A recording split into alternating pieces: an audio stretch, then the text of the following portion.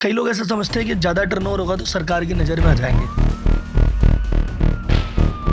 World का 50% UPI transaction अपने यहाँ हो रहा है। बाजार तो भैया जंगल है, या तो तुम शिकारी बन जाओ, तुम शिकारी नहीं बनोगे तो तुम्हारा शिकार नहीं होना है। नारायण मूर्ति जी कहते हैं 70 घंटे काम करना जरूरी है। पर्सनल लाइफ को आपको फिनिश नहीं करना है। बीएससी कैसे पहुंचे? Bombay stock exchange. मुझे 2010 में ये कहा गया कि आप अब तक 1100 एसएमई के आईपीओ आ चुके हैं, पर पर्दे के पीछे ये सब किसने क्रिएट किया? Godfather of SME IPO mister Ajay Thakur. बंदा आईपीओ जब लाता है तो उसकी जिंदगी में क्या क्या बदलाव आते हैं? पूरी जो देश की जनता है, कैसे एक बंदा क्रांति क्रिएट करता है। पिक्चर में तो देख लेते हैं, मैं आगरा में काम कर रहा हूँ, 2-5 करोड़ रुपए कमा लिए, खुश हूँ, गाड़ी है, बंगला है, मेरे को लिस्टिंग विस्टिंग के चक्करों में नहीं पड़ना। जब तक आप बनिया जैसे काम कर रहे हो 2 करोड़ 5 करोड़ 7 करोड़ 3 करोड़, वही व्यक्ति इन्वेस्टमेंट करे जिसके पास 1 लाख से ज्यादा इन्वेस्टमेंट करने के लिए पैसे हैं। आपका खुद का पर्सनल इन्वेस्टमेंट क्या रहता है?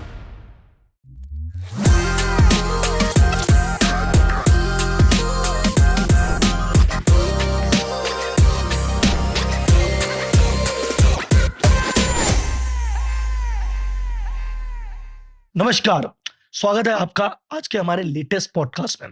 2020 के बाद से जो बुल रन आया है, सबने एंजॉय किया है और स्टॉक मार्केट में जम के पैसा कमाया। पर अगर एक पर्टिकुलर सेक्टर की बात करें जिसने सबसे ज्यादा ग्रोथ देखी या सबसे ज्यादा पैसा कमाया, वो था एसएमई आईपीओ। एसएमई आईपीओ के बारे में आपको मैं एक छोटा सा ग्लिम्स देता हूं। अब तक 1100 एसएमई के आईपीओ आ चुके हैं, 18,000 करोड़ रुपए बाजार से उठा चुके हैं और उनका कंबाइंड मार्केट कैप आज की डेट में है 4 लाख करोड़।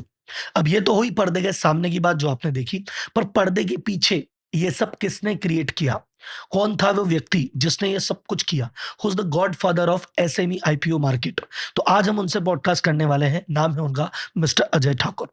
तो एक समय था जब एसएमई के बारे में कोई बात नहीं करता था, एक्सचेंज भी कहता था क्या ही करेंगे एसएमई का आईपीओ लेके, ना मर्चेंट बैंकर इंटरेस्ट दिखाता था। उस समय एक आदमी ने इसको जिद बनाया और पूरी इकोसिस्टम, पूरी इंडस्ट्री क्रिएट की। तो मैं नॉर्मली कहता हूं कि जैसे हम अमूल के डॉक्टर वर्गीस को कहते हैं कि इन्होंने भारत में श्वेत क्रांति लेके आई, इनके पीछे है। या टीसीएस को हम श्रेय देते हैं कि भारत में आईटी क्रांति के लिए टीसीएस है। तो मैं बोलता हूं जो एसएमई आईपीओ के सेक्टर में क्रांति आई है, उसका श्रेय अगर किसी एक व्यक्ति को दिया जाएगा तो यकीनन वो अजय ठाकुर जी होंगे। इस क्रांति से कई प्रमोटर नेक्स्ट लेवल पे पहुंच गए, लाखों लोगों को रोजगार जनरेट हुआ और लाखों इन्वेस्टर ने बहुत पैसा कमाया। तो एक पूरा इकोसिस्टम कैसे क्रिएट किया जाता है, इनकी जर्नी कैसे रही, पहला एसएमई आईपीओ का ख्याल कैसे आया, उस दौरान क्या चैलेंजेस रहे, एंड मोस्ट इंपॉर्टेंट, क्योंकि आज हमारे पास एक लेजेंड बैठे हैं, तो एसएमई की आईपीओ की मास्टर क्लास भी अपन साथ में करेंगे, जिसमें अगर आप बिजनेसमैन है, सुन रहे हैं और सोचते हैं, आपके दिल में एक उम्मीद जगी है कि यार मैं भी कभी आईपीओ ला सकता हूं, तो आप क्या कर सकते हैं, क्या नहीं कर सकते, वो सभी सवालों के जवाब हम लेंगे। चलते हैं सीधे पॉडकास्ट में। आपका एक्साइटमेंट टॉप पे पहुंच चुका है, तो लेट्स स्टार्ट द गेम। नमस्कार अजय ठाकुर जी, नमस्कार। आपका स्वागत है हमारे पॉडकास्ट में। तो सर सबसे पहले तो एकदम मैं शुरू से शुरू करना चाहता हूँ आपके प्रोफेशनल और पर्सनल बैकग्राउंड के बारे में कि आप बीएससी कैसे पहुंचे, बॉम्बे स्टॉक एक्सचेंज। इसके लिए कोई पर्टिकुलर स्किल, डिग्री या क्या चीज लगती है, या आपकी प्लानिंग थी या एक एक्सीडेंट था? How you land up at BSc? देखिए, जब मैं बिहार से हूँ। जब मैंने बिहार में था तो मैं बहुत सारे इंटरव्यूज़ वगैरह दे रहा था कि ताकि मुझे जॉब मिले। पिताजी चाहते थे आईएएस बनने के लिए, तो यूपीएससी की भी तैयारी कर रहा था, पब्लिक सर्विस कमीशंस की भी तैयारी कर रहा था और बहुत सारी गवर्नमेंट जॉब्स की भी तैयारी कर रहा था, जो नॉर्मली हमारे यहाँ के लोग करते हैं। तो उसी इंटरव्यू के दौरान मुझे स्टॉक होल्डिंग में जॉब मिला। स्टॉक होल्डिंग के बाद मुझे स्टॉक एक्सचेंज में काम करने का बहुत मन था, तो मैंने स्टॉक होल्डिंग से फिर मैंने शिफ्ट किया, बड़ौदा स्टॉक एक्सचेंज में जॉब किया, करीब 1.5 साल वहाँ जॉब किया। उसके बाद मैं वापस फाइनेंशियल मार्केट में, जो बॉम्बे है, जिसको हम फाइनेंशियल मार्केट का हब कहते हैं, वहाँ पे मैं वापस आना चाहता था। और कुछ समय की भी ऐसी रिक्वायरमेंट थी कि रीजनल स्टॉक एक्सचेंजेस के बिजनेस घट रहे थे, क्योंकि एनएससी पूरे देश में फैल रही थी और बीएसई ने भी जो है अपने कदम बढ़ाना शुरू किया था। तो रीजनल स्टॉक एक्सचेंज के धंधे घट रहे थे और मुझे शिफ्ट करना था। तो उस समय बीएसई में डिप्टी मैनेजर की वैकेंसी निकली थी और उसके लिए उन्होंने हमें बुलाया।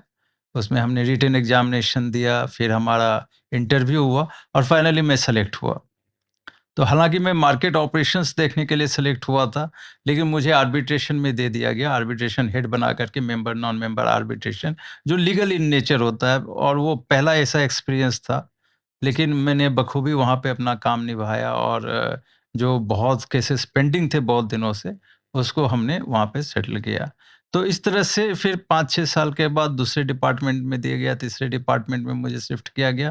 लेकिन जो सबसे बड़ा चैलेंज था, वो था जब मुझे 2010 में ये कहा गया कि आप अब एसएमई प्लेटफ़ॉर्म का जो है आप उत्तरदायित्व लीजिए, रिस्पॉन्सिबिलिटी ले लीजिए। वो आपकी जर्नी थी, यहाँ से नींव बन रही थी, पर वो जो आपने एक इंडस्ट्री क्रिएट कर दी, मतलब एक्चुअली क्या मेरा पर्पस है, पर्सनल इंटरेस्ट भी है और मैं ऑडियंस की तरफ से भी, कि कैसे एक बंदा क्रांति क्रिएट करता है। हम पिक्चर में तो देख लेते हैं, पर मैं लाइव देख पा रहा हूँ, तो मैं चाहता हूँ उसको महसूस कराऊँ लोगों को कि ऐसे नहीं आईपीओ या ये कैसे चीज़ हुई, ये प्लानिंग थी या एक्सीडेंट था? देखिए इससे मैं कह सकता हूँ कि एक्सीडेंट भी नहीं कह सकता और प्लानिंग भी नहीं कह सकता हूँ।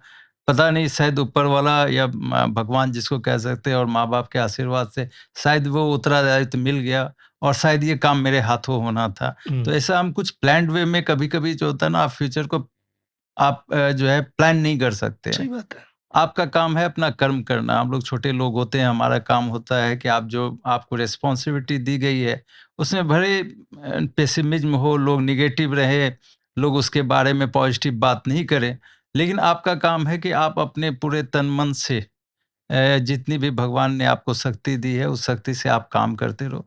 तो हमारा ये प्रयास था कि हम किसी तरह इस एसएमई प्लेटफ़ॉर्म को बनाएँ। हालाँकि जो चारों तरफ की एटमॉस्फ़ेयर थी और जो भी मार्केट में जो भी इंटेलेक्चुअल थे या फंड मैनेजर थे या जितने भी स्टेक होल्डर थे कैपिटल मार्केट रिलेटेड, उनका ये मानना था कि शायद ये कभी जो है आगे बढ़ नहीं सकता, कभी चल नहीं सकता है। क्योंकि बहुत सारे जो लॉज बने थे उस समय एसएमई प्लेटफ़ॉर्म के, वो नियम जो थे वो इतने मार्केट फ़ेवरेबल नियम नहीं थे। और इसमें जो मर्चेंट बैंकर्स का रोल काफ़ी बड़ा रोल होता है। तो मर्चेंट बैंकर्स को प्राइमरी मार्केट और सेकेंडरी मार्केट दोनों की रिस्पॉन्सिबिलिटी गई हुँ, थी। Normally merchant bank primary market अगर आप देखते हैं तो कैपिटल मार्केट में प्राइमरी और सेकेंडरी मार्केट, प्राइमरी मार्केट जहाँ पे पहली बार कंपनियाँ जाती है फंड रेज़ करने के लिए। सेकेंडरी मार्केट जहाँ पे ऑलरेडी जो कंपनियाँ लाई हैं उनकी शेयर्स जो है ट्रेडिंग किया जाता है, उसको हम सेकेंडरी मार्केट कहते हैं। तो जो मर्चेंट बैंकर नाम का जो इंटरमीडियरी होता है, उसकी जो रिस्पॉन्सिबिलिटी या जॉब होती है, वो प्राइमरी मार्केट तक आकर के रुक जाती है। ठीक है। उसके बाद एक चाइनीज वॉल होता है, मतलब वहाँ पे प्राइमरी मार्केट के जो मर्चेंट बैंकर्स वो नहीं जाते हैं। तो वहाँ पे जो सेकेंडरी मार्केट में ऑलरेडी जो खिलाड़ी होते हैं उसके, वो अपना ट्रेडिंग करते हैं या इन्वेस्टमेंट करते हैं, वो सारी चीजें होती है। तो ये सेकेंडरी मार्केट में एक मार्केट मेकिंग करके एक नया चीज़ लाया गया, जो मार्केट मेकिंग 3 साल मार्केट मेकिंग मतलब बाइंग सेलिंग दोनों साइड में मर्चेंट बैंकर को एक ब्रोकर को लाना है और वो दोनों साइड कोड डालते रहे हुँ, क्योंकि एसएमई प्लेटफ़ॉर्म में आईपीओ साइज़ छोटा हो सकता था और छोटा होने के चलते वहाँ पे लिक्विडिटी होने के चांसेस कम थे। तो अगर ठीक कोई है। बायर है या सेलर है, तो उनको एग्ज़िट या एंट्री मिलते रहना चाहिए।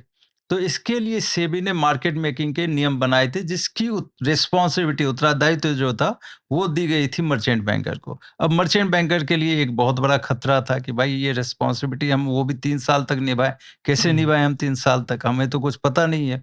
तो वो इस प्लेटफॉर्म पे वेंचर नहीं करना चाहते, आना नहीं चाहते थे, ये रिस्क के चलते। ओके। ये बहुत बड़ा रिस्क था और इसके लिए उनको पैसे भी नहीं मिल रहे थे कुछ हुँ, खास। हुँ, दूसरी परेशानी ये थी कि यहाँ पे ये एसएमई प्लेटफ़ॉर्म को रिटेल इन्वेस्टर्स के लिए नहीं रखा गया था। हुँ, इसमें उन्होंने कहा कि वही व्यक्ति इन्वेस्टमेंट करे जिसके पास 1 लाख से ज़्यादा इन्वेस्टमेंट करने के लिए पैसे हैं। हुँ, तो एसएमई प्लेटफ़ॉर्म पे जो एक लॉट साइज़ का कांसेप्ट आया था, जिसमें ये कहा गया कि 1,20,000 से 1,30,000 के बीच का वो लॉट बनता था। तो इसलिए रिटेल इन्वेस्टर से परे रखा गया है इसको ताकि जो इन्फॉर्म्ड इन्वेस्टर जो मार्केट को समझते हैं, जो सेक्टर को समझते हैं, वही इसमें इन्वेस्ट करें। क्योंकि ये रिस्की मार्केट भी था।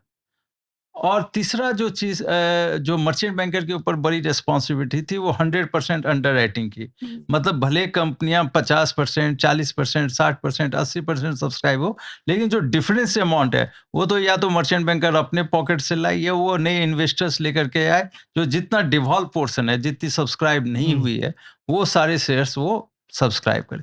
तो ये एक बहुत बड़ा था खतरा मर्चेंट बैंकर्स के लिए, ये तलवार उनके ऊपर लटक रहा था। ये मेन बोर्ड में नहीं है। हुँ, आप समझिए जहाँ बड़ी-बड़ी इश्यू आती है, वहाँ ये रिस्पॉन्सिबिलिटी नहीं है। लेकिन एसएमई प्लेटफ़ॉर्म पे बहुत बड़ी रिस्पॉन्सिबिलिटी है। आजकल हम देखते हैं लोग बड़े आसानी से एसएमई प्लेटफ़ॉर्म को क्रिटिसाइज़ कर देते हैं। लेकिन अगर आप रिस्क देखें मर्चेंट हाँ, बैंकर के हाँ, लिए, तो एक बहुत बड़ा रिस्क है। अब ये तीनों जो है इतना बड़ा रिस्क अगर किसी मर्चेंट बैंकर के सर पे डाले, वो तो स्वाभाविक है वो सही नहीं बात आना है, चाहेगा। सही बात। तो हमने जब 1 डेढ़ साल हम सारे मर्चेंट बैंकर से मिलते रहे, बात करते रहे, हमारी 2-3 लोगों की टीम हुआ करती थी। तो हम बड़े पसोपस में थे कि भाई ये मतलब बहुत हमारा सिचुएशन जो था ना वो बड़ा विचित्र था, क्योंकि कहीं से कोई भी व्यक्ति सामने आने के लिए तैयार नहीं था कि हम एसएमई प्लेटफ़ॉर्म पे काम करना चाहते हैं। तो अगर मर्चेंट बैंकर ही नहीं आएगा तो आप कौन-सा आईपीओ लेके आओगे? सही बात है। और हम तो लेके आ नहीं सकते थे। तो जब मर्चेंट बैंकर नहीं है तो प्रमोटर भी नहीं आएगा। और इन्वेस्टर्स जो थे उस समय के, जो बड़े इन्वेस्टर्स थे, तो वो तो ऐसे ही एसएमई प्लेटफ़ॉर्म पे इन्वेस्ट नहीं करना चाहते थे। तो बड़ी असमंजस की स्थिति थी, क्या करना है, नहीं करना है। फिर मैंने डिसाइड ये किया कि हम जो है इसमें यंग लोगों को लेके आएँ, जो ओपन माइंडेड होकर के, जिनमें कुछ करने की तमन्ना है, हुँ, उसको इससे किसी तरह जोड़ें। ठीक है। और उसी दौरान हम एक मर्चेंट बैंकर से मिले। पहले जिस मर्चेंट बैंकर से मिले थे, वहाँ पे तो फिर परेशानी हो गई। उन्होंने मैंडेट ले लिया, लेकिन बाद में वो उस कंपनी के चेयरमैन को जो है डर हो गया कि भाई हम हुँ, ये सब उनको जो है नेगेटिव ही आगे बोलते थे, तो वो स्वाभाविक रूप से डर गए। तो उन्होंने बोला, "अजय जी, हम नहीं कर पाएँगे।" तो उन्होंने अपना पैर खींच लिया। तो हमारे लिए उस समय की जो सिचुएशन थी, समझिए कि बड़ा डिप्रेसिव सिचुएशन थी। हम तो खुद डर गए। परेशान हो गए कि ये कैसे होगा, नहीं होगा। फिर हमने खोजते-खोजते एक मर्चेंट बैंकर हमें मिला और यंग लड़का था, आर्मन फाइनेंशियल सर्विसेज़ से श्रीपाल सा। जब हमने उससे डिस्कस की, तो उसने बोला, "ठीक है अजय भाई, हम जो हैं इसमें आएँगे।" मैंने बोला, "भाई ये सब रिस्पॉन्सिबिलिटी है।" बोले, "कोई बात नहीं सर, एक छोटा पब्लिक इश्यू लेके आएँगे, एक बार हम वाटर टेस्ट करते हैं हुँ, कि हम जो है ये कर सकते हैं या नहीं कर सकते।" तो फिर हम बैठे, फिर हमने एक कंपनी थी बीसीबी फाइनेंशियल सर्विसेज़, उसके मालिक थे उत्तम बागरी। तो हमने, अब वो मेंबर भी थे और उनकी एक एनबीएफसी भी थी। तो हमने सोचा कि एक बार हम एक कंपनी, जिस ऐसे व्यक्ति को जिसको हम जानते हैं, हुँ, उसकी अगर कंपनी है, तो उससे हम एक शुरुआत करते हैं कि ज़रा देखें कि कैसे हो सही सकता है। बात है। तो पहला तो काम था, लॉन्च करो किसी तरह एसएमई प्लेटफ़ॉर्म। डेढ़ साल हो वो चुका कहते हैं था, ना मारवाड़ी भाषा में बोनी तो करो। बोनी तो करो। तो पहले तो था कि भाई आप किसी तरह इस प्लेटफ़ॉर्म को शुरू तो कर दो, एक कंपनी लिस्ट करा करके। और हम सब ने मिलके काफ़ी मेहनत किया। कभी-कभी वो डरते भी थे प्रमोटर कि भाई कहीं ऐसा ना हो कि हम ये मतलब ये ब जो है वो गलत हो जाए और फिर हमारे दूसरे फर्म्स पे भी उसका असर पड़े। सही बात। तो वो काफ़ी डर रहे थे, लेकिन किसी तरह हमने उनको कन्विंस किया। हमारे जो मर्चेंट बैंकर थे श्रीपाल, हम तीनों ने बोला कि हम ध्यान रखेंगे, कोई भी आपको परेशानी नहीं हो, सारे हम नियम को फ़ॉलो करेंगे। और अंततोगत्वा जो है 13 मार्च 2012 को इस एसएमई प्लेटफ़ॉर्म का हमने आगाज़ किया। पहली कंपनी लिस्ट करके वो बीसीबी फाइनेंशियल सर्विसेज़ थी। बोनी हो गई अपने। बोहनी हो गई, 100 लोग आए, हमने बुलाया 500 लोगों को, तो किसी तरह 100 लोग आए। और मुझे याद है कि हमने लिस्टिंग तो कर दिया, घंटी बजा दिया, लेकिन वहाँ पे जो लोगों का चेहरा था, क्योंकि जान-पहचान के लोग थे, वो अभी भी कन्विंस नहीं थे। बोले कि भाई ठीक है, चलो मर्चेंट बैंकर मिल गया, एक कंपनी घर की ही मिल गई, चलो लिस्टिंग हो गया। लेकिन उसके पीछे कितनी परेशानी हुई थी, कितना ताकत लगा था, वो उनको पता नहीं वो था। नहीं जानते। तो हमने पहले जो कंपनी लिस्ट करा करके हमने पहला माइलस्टोन वो अचीव किया कि चलो भाई एसएमई प्लेटफ़ॉर्म की शुरुआत हो गई। Got it. और ग्रेट। उसमें मैं एक चीज़ कह सकता हूँ, बीएससी पूरी टीम, जो हमारे लोग थे बीएससी में से, पूरी टीम के साथ काम किया। मुझे याद है कि कुछ दिन लिस्टिंग से पहले हमें लॉट को लेकर के, कि लॉट साइज़ नहीं बना था, तो उसको लेके भी परेशानी थी और हमने सेबी से भी उस समय मिले थे। वहाँ के भी जो ऑफ़िशियल्स थे, उन्होंने हमारी काफ़ी मदद की थी उस समय। और वो तुरंत का तुरंत लॉट साइज़ बना और तुरंत की तुरंत जो है हम जस्ट 3-4 दिनों के बाद, 5 दिनों के बाद वो एसएमई प्लेटफ़ॉर्म लॉन्च करने में सफल हुए। मतलब पूरा जॉइंट एफर्ट था, सब जने पूरा इकोसिस्टम मिला, नहीं, शायद तो मैं आया लेकिन कहते वो हैं ना, दूल्हे आप ही थे, सेहरा आप ही के होते था। नहीं वो कहते हैं ना, वो शाहरुख खान का है ना कि जब आप किसी चीज़ को पूरी शिद्दत से शिद्दत चाहो। से करो, तो सारी कायनात आपको मदद करने की साजिश करती है। तो शायद हम सारे लोग जो थे इतने शिद्दत से काम कर रहे थे कि ऊपर वाले ने भी उसको सफल करने के लिए पूरा अच्छा। हमें आशीर्वाद प्रदान कर दिया। तो सर आपने बताया कैसी पूरी हिस्ट्री। अब मैं ना इसको थोड़ा ब्रेक डाउन करते हैं, इसके अंदर डबल डीप डाउन में जाते हैं। तो जैसे आपने बताया 4 इसमें लोग हुए टेक्निकली। एक हुआ एक्सचेंज खुद, एक हुआ मर्चेंट बैंकर, एक हुआ प्रमोटर और एक हुआ आपका इन्वेस्टर। ये 4 लोग हैं। अब इन चारों कैटेगरी पे मैं आपसे कुछ सवाल पे बात करते हैं। सवाल सेम है, बस मैं क्या सोचना चाह रहा हूँ कि पहली बात, मर्चेंट लेवल पे क्या चैलेंजेस थे?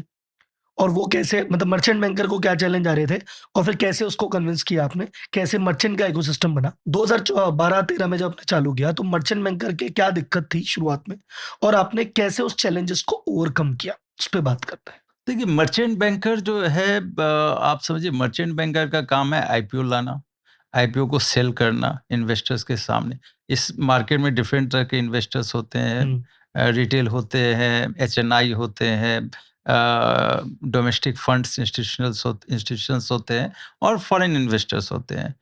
उनका काम होता है आईपीओ जाकर के सारे इन्वेस्टर्स के सामने उस कंपनी की जो है जो भी फाइनेंसियल्स हैं, बिज़नेसेस हैं, वो सारी चीज़ों को प्रेज़ेंट करते हैं और फिर बताते हैं कि हम किस प्राइस पे इस इशू लेके आ रहे हैं और उनको कन्विंस करते हैं इन्वेस्टर्स को कि भाई ये सही प्राइस है, इस गुड पे है। सब्सक्राइब करना चाहिए, वैल्यूएशन राइट है और उसके अनुसार इन्वेस्टर्स जो हैं उस कंपनी में अपने पैसे डालते हैं।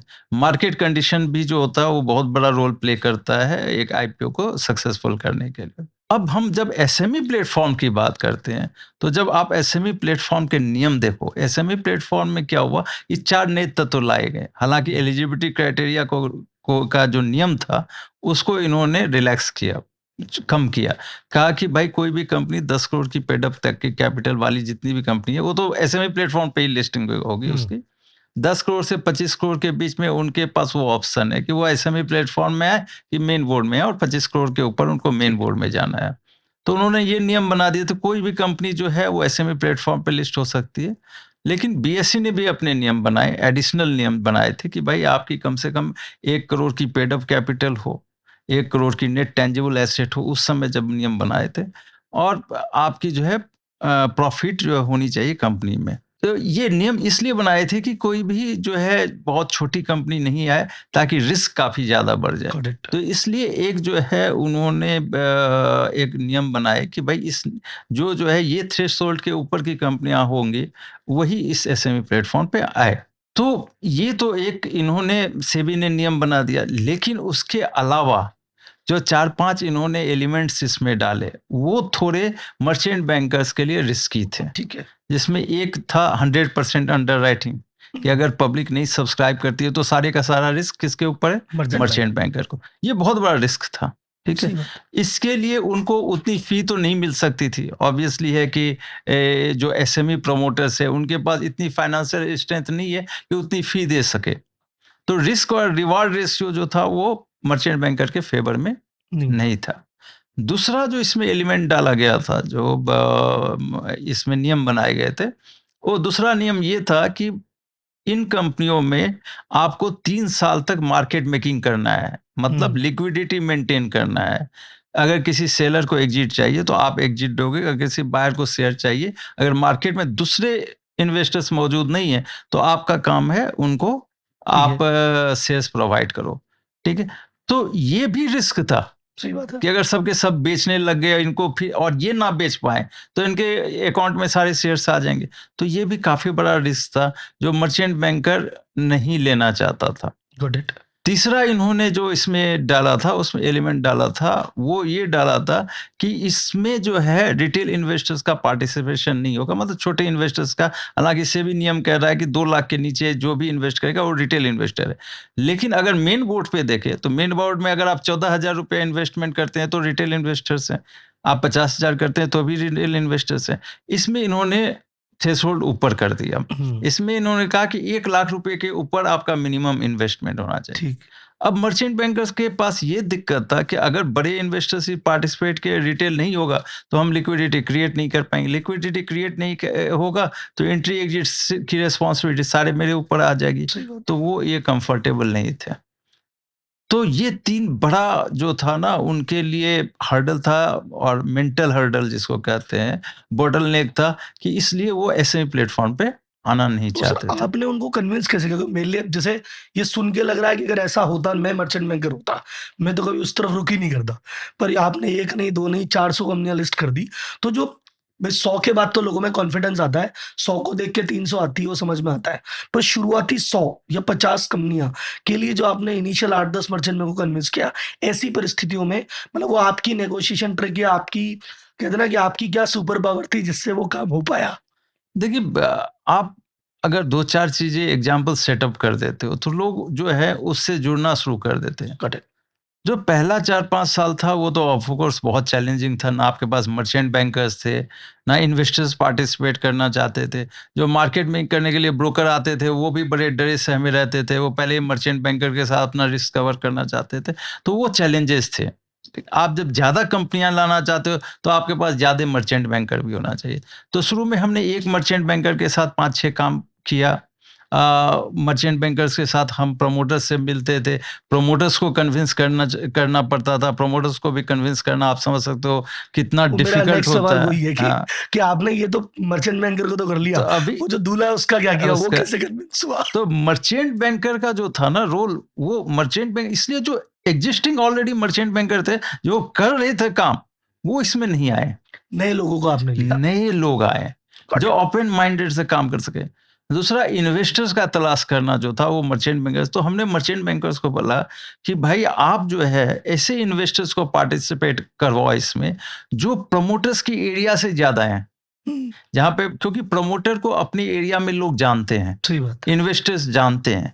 तो आप प्रमोटर्स के साथ मिल करके उनकी एरिया के इन्वेस्टर्स को आप कन्विंस करना शुरू करो। आपको उस एरिया से अगर 50-100 इन्वेस्टर मिल जाएँगे, तो आपका काम जो है हो जाएगा। वो स्मूथ हो जाएगा, फाइनली हो जाएगा। और वहाँ पे हमने ज़्यादा ध्यान दिया। जहाँ पे एसएमई जो प्रमोटर होता था, उनकी एरिया के जो लोग इन्वेस्टर्स होते थे, उनके जानने वाले, पहचानने वाले, उनके पास जाकर के इन्होंने कंपनियों को जाकर के प्रेज़ेंट करना शुरू किया। प्रमोटर को भी क्योंकि वो इन्वेस्टर्स को जानते थे, उनको प्रेज़ेंट किया। तो शुरुआती दिनों में प्रमोटर के जान-पहचान के लोग ज़्यादा इन्वेस्ट कर रहे थे, जो बाकी जगह के लोग इन्वेस्टर्स थे, वो कम कम पार्टिसिपेट कर कर रहे रहे थे। थे। ग्रेट। तो ये हमने दूसरा शुरू किया। तीसरा जो हमने एक बहुत अच्छा काम शुरुआत की थी, आप देखो मेन बोर्ड में जितनी भी कंपनियाँ लिस्टेड होती है, वो स्टॉक एक्सचेंज के अंदर जाके लिस्ट करती है। हुँ, हमने पहला काम ऐसा किया कि हम जो है जहाँ पे प्रमोटर की फैक्ट्री होती थी या ऑफ़िस होती थी या वो जो शहर होता था, वहाँ पे जाकर के हमने लिस्टिंग सेरेमनी करना स्टार्ट क्या किया। बात! वो लिस्टिंग वो जो सेरेमनी बेल रिंगिंग हाँ, वगैरह बेल वहाँ किया? रिंगिंग हमने बेल रिंगिंग वहाँ शुरू किया। वो शुरू करने का 2 कारण था। एक प्रमोटर के जितने भी जान-पहचान के इन्वेस्टर्स वगैरह हैं सारे लोग, वो आकर के देखें कि प्रमोटर कर क्या रहा है। हुँ, वो कंपनी में क्या करने ताकि उन इन्वेस्टर्स को भी कंफर्ट लेवल आए। कंफर्ट है कि भई हम सही जगह पे हैं। रिस्क है, इक्विटी मार्केट में रिस्क होता है, लेकिन कम से कम वो देखें।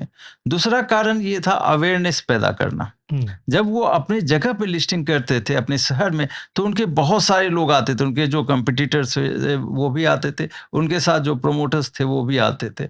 तो जब वो लोग आते थे और उनको देखते थे, तो कहीं न कहीं उनके मन में भी इच्छा होती थी कि हम भी हम भी इनके करें। साथ जुड़े ग्रेट। या हम भी कल को अपना आईपीओ लेके आएँ। तो ये सतत प्रयास जो था ना, बार-बार हमने ये जो किया, इससे हमें बहुत फ़ायदा मिलना शुरू हुआ। तो जब एक मर्चेंट बैंकर ने 7-8 इश्यू लेके आया, फिर मैंने देखा कि उसकी अपनी लिमिटेशन है। देखिए एसएमई प्लेटफ़ॉर्म में क्या है कि कंप्लायंसेस लेवल जो हैं, वो एसएमई प्लेटफ़ॉर्म के और मेन बोर्ड के सेम है। हुँ, कंप्लायंसेस में कहीं भी सेबी ने कोई भी रियायत नहीं दी है। ठीक है? तो जो मेन बोर्ड के मर्चेंट बैंकर्स को कंप्लायंसेस करने होते हैं, वही एसएमई ऐसे में के भी करने होते हैं। Merchant banker. तो सारे कंप्लायंसेस करने पड़ते थे। कहीं न कहीं दिक्कत होती थी। अगर कोई व्यक्ति ये सोचता है कि जो मेन बोर्ड के कंप्लायंस बड़ी-बड़ी कंपनियाँ हैं, उनके जो कंप्लायंसेस होंगे, उस लेवल के कंप्लायंसेस एसएमई प्रमोटर्स भी कर सकते हैं, तो मेरे ख्याल से कहीं न कहीं हम गलत सोच रहे हैं। सही आजकल बात है। हम कभी-कभी देखते हैं कुछ लोग हमने ऐसे कुछ चीज़ों बोलते में हैं। रिलैक्स किया, एलिजिबिलिटी में किया, इसमें किया। यहाँ भी कंप्लायंसेस करना में चाहिए नहीं था, किया है। यहाँ भी करना चाहिए तो था। कुछ कहीं-कहीं जो है छोटी-मोटी उनसे भी गलतियाँ हो जाती है। मर्चेंट बैंकर से भी गलतियाँ हो जाती है। लेकिन मेरा ये मानना है कि आपको समझना चाहिए कि भाई एसएमई के प्रमोटर्स की कंप्लायंसेस उस लेवल की नहीं क्या हो नहीं हो सकती है जैसे सकते। मेरे। खैर हमने उस समय ये सारी चीज़ों पे को करने की कोशिश की। कहीं-कहीं छोटा-मोटा था, इतनी अवेयरनेस नहीं थी तो लोगों की क्रिटिसिज़्म भी इतनी नहीं होती थी। बट उसका जो फ़ायदा हुआ उसमें ये हुआ कि कंपनियां धीरे-धीरे लिस्टिंग करने लगी। फिर हमने नए-नए मर्चेंट बैंकर, अगर आप देखो एसएमई के मर्चेंट बैंकर्स, ये पहले मर्चेंट बैंकर नहीं थे। ओके। ये सब एसएमई प्लेटफ़ॉर्म पे ही मर्चेंट बैंकर बनते गए। हमारा काम सिर्फ यही रहा कि जो भी व्यक्ति मर्चेंट बैंकर है, उसको हमने कन्विंस किया। अब एक मर्चेंट बैंकर जब 10 इश्यू फाइल करता था, हम दूसरे मर्चेंट बैंकर को लाते थे। मतलब फिर आपने उसके इंडस्ट्री साथ क्रिएट कर दी सर पूरी। फिर उसके साथ हम हर जगह घूमते टोटल थे। लगभग से 35-40 मर्चेंट बैंकर आज की डेट 40 में। मर्चेंट बैंकर हैं और और आप भी मर्चेंट बैंकर्स के लिए और अप्लाई कर मेरे रहे हैं। हिसाब से सर 40 में से 20 तो इसलिए तो आपने उनको कन्विंस करके पहला उनका आपके थ्रू ही आया होगा मेरे हिसाब से, जहाँ नहीं, तक मुझे पहला ध्यान। आया ही है, हाँ। लेकिन जो बाकी भी merchant banker second, third stage में बने हैं, हाँ, वो भी मर्चेंट बैंकर इन मर्चेंट बैंकर्स के यहाँ पे जॉब करते थे ओके। या उनसे किसी न किसी फॉर्म में कनेक्टेड है। तो आप डायरेक्टली कहें या इनडायरेक्टली कहें, वो एक ये इंडस्ट्री सारे अपनी में जो लगी है हुई है। एक हमारे यहाँ से ही उसकी उनकी शुरुआत हुई है। ग्रेट। अब सर दूसरा सवाल आता है कि ये तो सबसे एक इंटरमीडिएटरी है। असली दूल्हा है हमारा प्रमोटर। अब प्रमोटर में एसएमई का नॉर्मली क्या है कि उसका माइंडसेट ऐसा होता है, मान लो कोई आगरा का एसएमई है, वो कह रहा है मैं आगरा में काम कर रहा हूँ, 2-5 करोड़ रुपए कमा लिए, खुश हूँ, गाड़ी है, बंगला है, मेरे को यार लिस्टिंग-विस्टिंग के चक्करों में नहीं पड़ना। तो उसको कन्विंस करना सबसे भारी काम होता है, मुझे ऐसा लगता है पर्सनली। तो वो जो हरक्यूलियन टास्क था, जो पहाड़ उठाने जैसा, वो काम कैसे किया, वो सबसे नहीं, इम्पोर्टेंट है। वो क्या चैलेंज थे, कैसे ओवरकम किया? वो तो मर्चेंट बैंकर्स के लाने से ज़्यादा जो था ना, वो चैलेंजिंग था।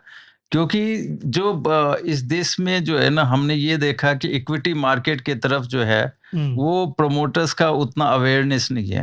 हुँ, दूसरा, एसएमई प्रमोटर्स का हमने ये देखा कि कंप्लायंसेस के नाम से बहुत डरते हैं। हुँ, जिससे उनको उनको लगता है कि भाई हमने ऑलरेडी इनकम टैक्स कर रहा हूँ, जीएसटी कर रहा हूँ, अब ये नया जो है हमको शेर नहीं पालना है। तो वो कंप्लायंसेस से इतना डरते थे, पूछिए मत। दूसरा, उनको ऐसा भी लगता था कि अगर वो लिस्टिंग करेंगे तो कल को कोई उनकी कंपनी टेक ओवर कर देगी। चौथा, उनके मन में ये था कि यहाँ पे तो बड़ी-बड़ी कंपनियाँ ही लिस्ट होती है। हम क्या हमारी करेंगे? जैसी छोटी कंपनियाँ वहाँ जाएगी तो खो जाएगी। तो इस तरह की जो थी ना, वो उनको उनमें थिंकिंग थी, वो धारणा थी। दूसरा जो था कि जो पहले के जनरेशन के लोग थे, उनका तो भाई अपने घर में अपना काम करो, वो बढ़िया कल्चर है, अपना कमा रहे हो, खा रहे हो, वही करो, धंधा करो। महिला की उम्र और पुरुष की आय नहीं पूछनी चाहिए। तो बढ़िया से फैमिली से पूछो सर आपकी बैलेंस शीट पब्लिक होगी, अखबार में छपेगी। बोले मैं मेरे बेटे को ही नहीं बता रहा मैं कितना कमा रहा हूँ। मेरी वाइफ को ही नहीं पता मैं कितना कमा रहा हूँ। तुम कह रहे हो छाप दो इसको मार्केट में, वो तो पॉसिबल ही नहीं है। नहीं है। ये एक और इंटरेस्टिंग चीज़ देखी मैंने। तो वो जो कॉर्पोरेट कल्चर है ना, वो कहीं न कहीं मिसिंग था। हुँ, और आप ऐसा होता था कि हम बोलते जा रहे हैं, वो पानी पे तलवार चलाने के समान था, वो पानी कटता ही नहीं था। तो ये तो हमने कितनी बार देखा कि जो बच्चे थे, वो कन्विंस हो जाते थे, लेकिन जब अपने फादर से पूछते थे, तो उनको डाँट पड़ जाती थी, तो फिर वहीं रुक जाते थे। हुँ, तो ये चीज़ें तो इतनी हमने देखी है, मेरे ख्याल से मैं तो ऐसे सोच रहा हूँ कि 40-42 हज़ार प्रमोटर से मिला हूँगा 12 साल में, लेकिन मुझे लगता है उससे भी ज़्यादा मिला हूँगा। कहीं पे भी हुँ, बैठ गया, उनको समझाने लग गया, फिर वो किसी दूसरे से पूछते थे, तीसरे से पूछते थे, और जो जिनसे वो पूछते थे उनको भी पता नहीं था। उनको भी ये लगता था कि वहाँ तो बड़ी कंपनियाँ लिस्ट होती है, तो वो भी उनको जो है डिस्करेज कर देते थे, मत जाओ भाई, कहाँ फँस रहे हो।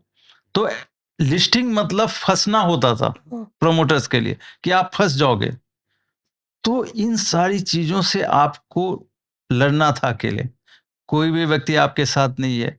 तो मुझे तो याद आ रहा है कि हम जो हैं बड़े-बड़े क्लस्टर्स में जाते थे, हुँ, दरवाज़ा खटखटाते थे, उनसे पूछते थे कि भाई आप, उनको 1 घंटा बैठते थे, 1.5 घंटा बैठते थे, 2 घंटा बैठते थे, हम बैठते थे, मर्चेंट बैंकर बैठते थे, 2 घंटे उनसे बात करते रहते थे। फिर अगर ज़रा-सा भी हमको कहीं पॉज़िटिव फीलिंग लगती थी कि भाई ये थोड़ा बंदा पॉज़िटिव है बिज़नेस में, तो फिर फ़ॉलो-अप मीटिंग्स होते थे। लेकिन 5 फ़ॉलो-अप मीटिंग्स के बाद फाइनली ये पता चलता था कि ये लिस्टिंग नहीं कर रहा है। तो हमने ये सारे डिस्करेजमेंट ज़्यादा देखे हैं। हुँ, अगर आप देखो 40, 45, 50, अगर हम कह रहे हैं 40-45 है, तो मर्चेंट बैंकर से भी मिले होंगे, सारे सही बात मर्चेंट है, बैंकर्स सही भी बात है। मिलके बहुत सारी कंपनियों से मिले होंगे। अब उसके बाद सिर्फ 1100 कंपनियाँ, वो भी अगर आप देखो तो लास्ट 2.5 साल में ज़्यादा कंपनियाँ लिस्ट हाँ, हुई है। तो ये कितना परेशानी का सबब होगा हमारे लिए। कन्वर्जन लेस देन 1% है। 1% है। तो मतलब ये सिचुएशन इतना खराब था, आप मतलब एक एसएमई को लाना मतलब पहाड़ तोड़ने के समान था। तो लेकिन सर आप भी मांझी जैसे लगे बोले तोड़ेंगे नहीं जब तक छोड़ेंगे नहीं। क्योंकि आप सोचो ना मुझे 100 प्रमोटर से मिलके अगर ना मिल जाए तो मैं 101 से मिलूँ ही ना। मैं कह दूँ यार ये चीज़ तो नहीं चलती। आप मतलब कोई 40,000 से मिलके अब जो 400 अब हुई है। मतलब अच्छा जो लोगों ने फसल काटी है अभी 2024 की लिस्टिंग है, वो बीज तो 2020 में आप ही के बोए हुए हैं। किसी को 17 में कन्विंस किया था, उसको बीज तब बोए थे, मन में तब था, वो लिस्ट किया 24 में आके। पर वो कहीं न कहीं चीज़ है आपकी। तो और भागीरथी प्रयास तो है एग्जाम्पल्स भी आपका। सेट हो गए, बहुत हाँ। सारे एग्जाम्पल्स भी सेट हो गए। देखिए जब आप अ, कोई भी चीज़ इस तरह की चीज़ स्टार्ट करते हैं, जहाँ पे फाइनेंशियल लिटरेसी कम है, लोगों में डर ज़्यादा है, ये ऐसा नहीं है कि कोई चीज़ आप देख रहे हो और उसको बेच रहे हो। अगर आप शेयर्स ट्रेडिंग देखो तो आप शेयर्स दिख नहीं रहा है, हुँ, हुँ। ठीक है? कंप्लायंसेस तो दिख रहा है।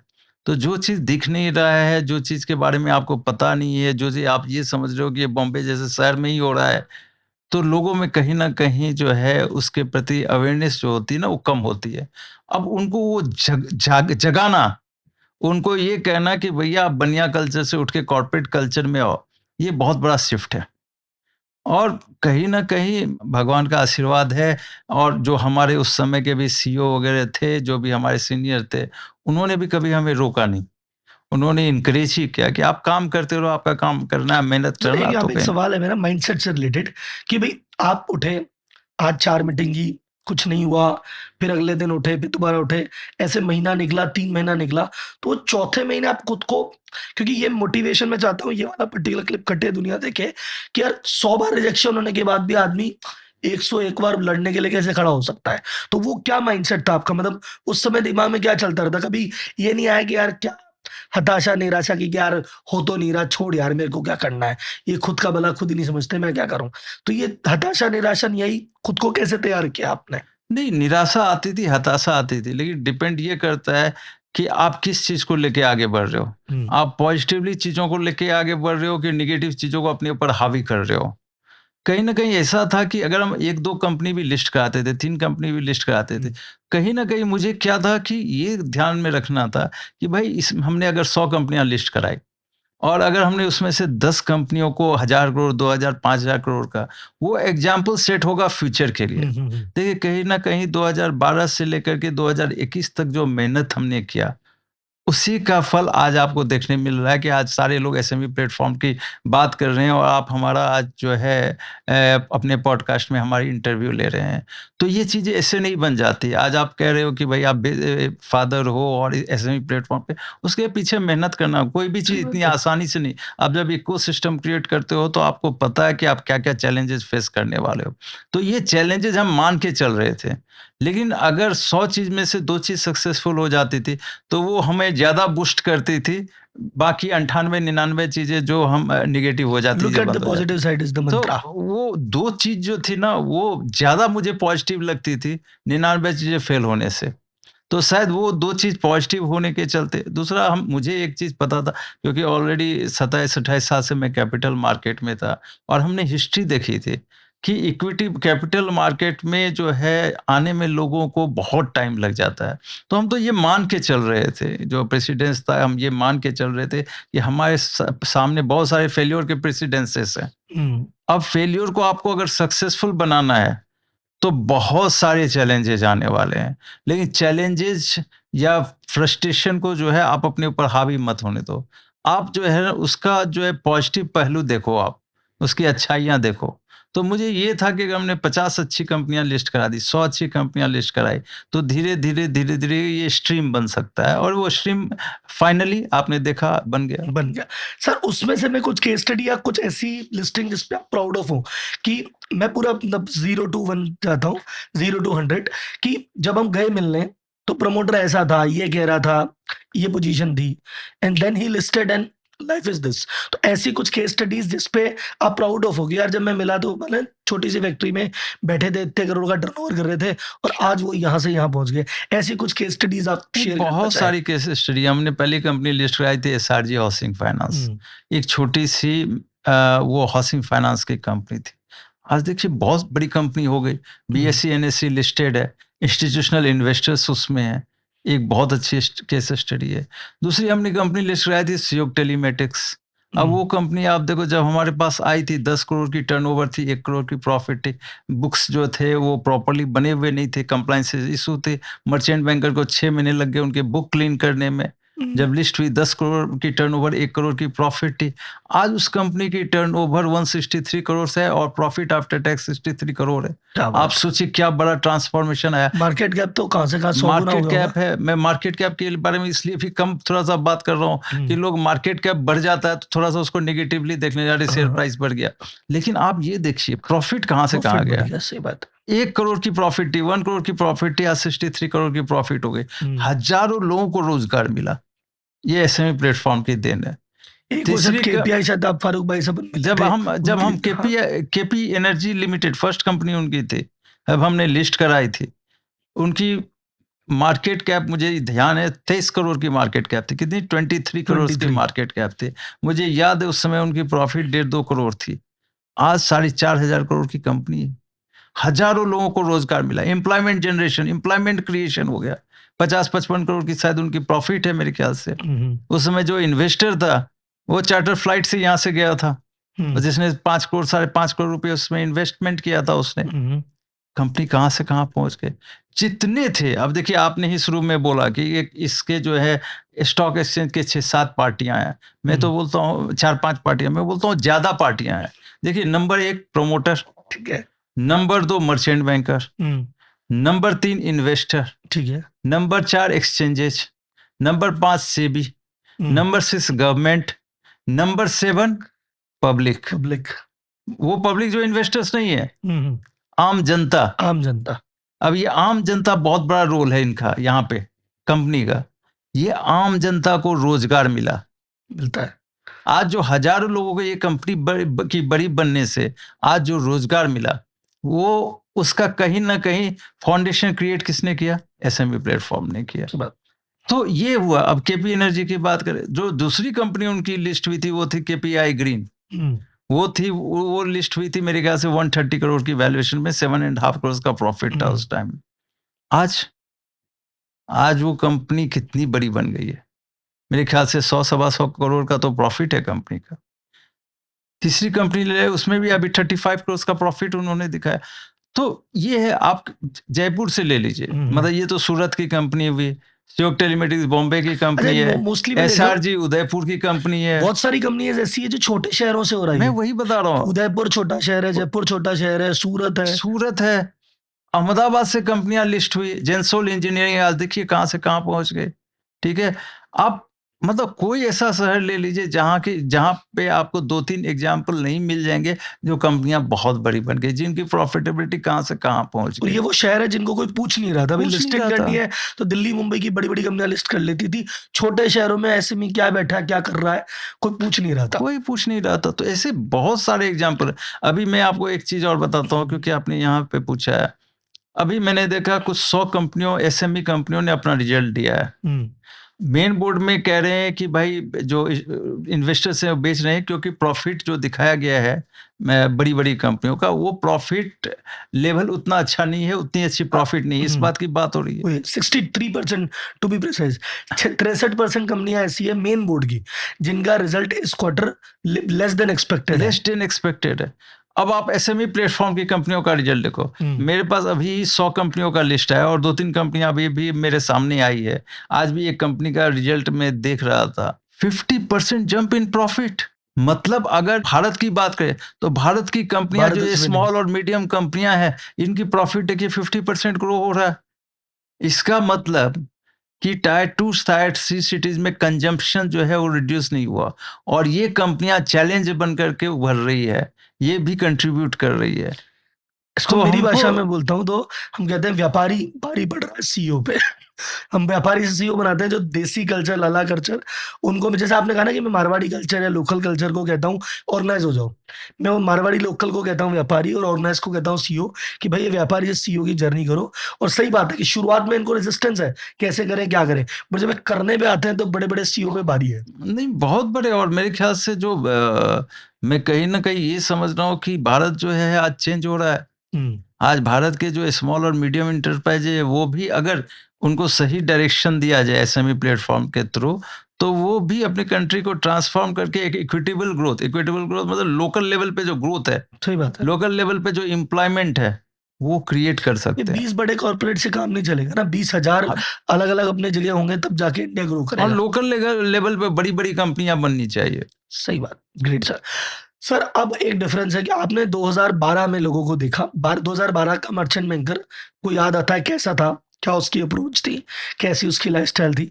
अब 2025 का 24 का मर्चेंट बैंकर देखते हो, ये 10 साल में क्या ड्रास्टिक परिवर्तन आया इस कैटेगरी में? फिर मैं प्रमोटर का भी पूछूँगा, पर पहला है कि 2014 का जो मर्चेंट बैंकर है, जो आपको तो डरा हुआ था, घबराया हुआ था, प्रयास कर रहा था, वो और 2024 में जो है, क्या डिफरेंस है अप्रोच नहीं, में? देखिए, जब कोई इकोसिस्टम बड़ा बनता है तो उस इकोसिस्टम से जो भी लोग कनेक्ट होते हैं वो सब बड़े बन जाते हैं। हुँ, जो मर्चेंट बैंकर छोटे थे, हुँ, आज वो मर्चेंट बैंकर बहुत बड़े बन गए।